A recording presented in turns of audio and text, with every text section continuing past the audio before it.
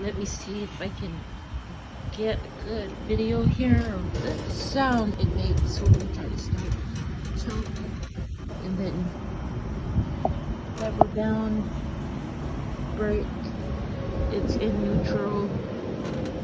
This is an Husky LT 4200. That there's that. Got new oil, new spark plug, new air filter, brand new battery. And like I said, we changed the oil. And so here we go.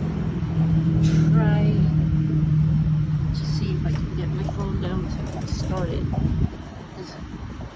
This is the way we had to put in the engaged cable. We had to like do some things.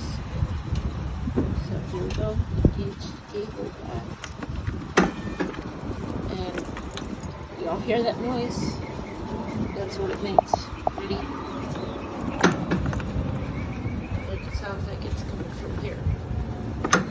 Nothing happens. It makes a little squeal.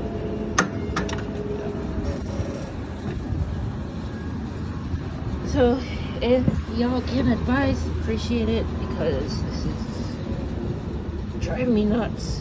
Thanks.